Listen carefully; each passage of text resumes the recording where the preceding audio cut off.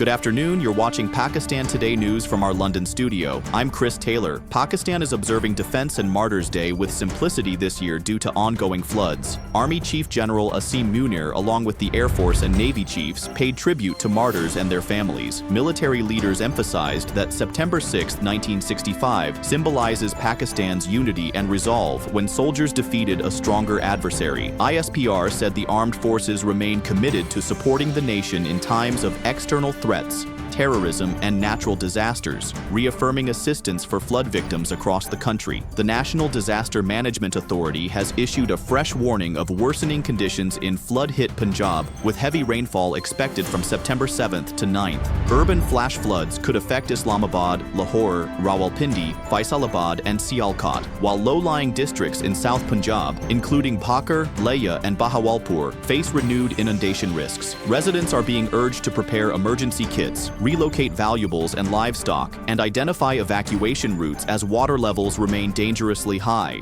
For more on the flood situation, let's bring in our correspondent Drake Rowland, who is monitoring conditions in South Punjab. Clara, what's the latest on ground? Chris, the situation here remains tense. Rescue teams are on standby as rising waters continue to threaten several low-lying districts. Local authorities have been urging families to move livestock and essentials to higher ground. In Bakar and Leia, evacuation routes are being cleared, but residents are worried about losing their homes and crops. Relief camps are filling quickly, and many here fear that the forecast rains could worsen conditions in the coming days. Back to you.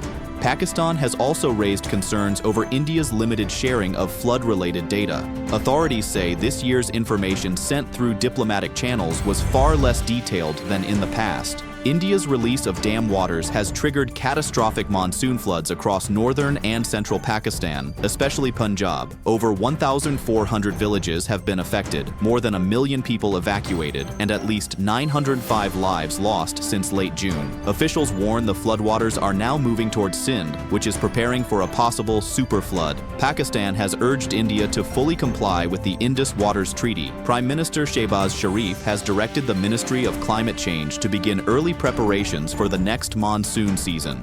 At a review meeting in Islamabad, he assessed the damages from recent floods and ongoing relief efforts. The Prime Minister emphasized prioritizing the rehabilitation of affected families and ensuring preparedness in riverine regions, particularly in the south.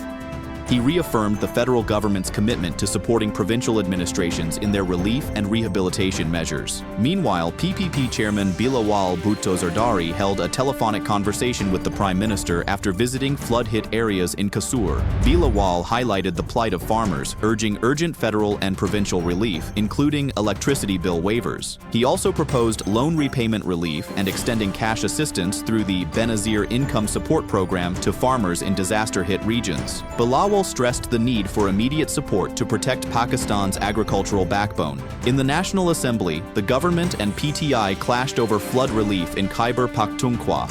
PTI Chairman Gohar Ali Khan accused the NDMA of failing to provide adequate assistance, particularly in Buner, where 236 people died and more than 1,300 structures were destroyed.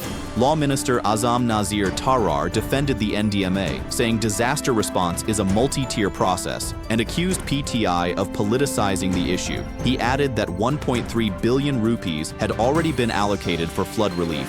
Separately, Minister Talal Chaudhry said the government remains open to dialogue with Balochistan's leadership on the issue of missing persons. And finally, the Supreme Court is facing fresh internal questions. Justice Mansoor Ali Shah has written a detailed letter to Chief Justice Yahya Afridi, pressing him on 6 key institutional concerns. These include why the Practice and Procedure Committee has not been convened, why rules were amended through circulation instead of full court debate, and why restrictions have been placed on dissenting notes. Justice Shah also raised objections to the standing order on judges' leave and delays in hearing major constitutional petitions. He warned that such practices undermine judicial independence and collegial decision-making within the apex court. That's all for now. You're watching Pakistan Today news from our London studio. I'm Chris Taylor.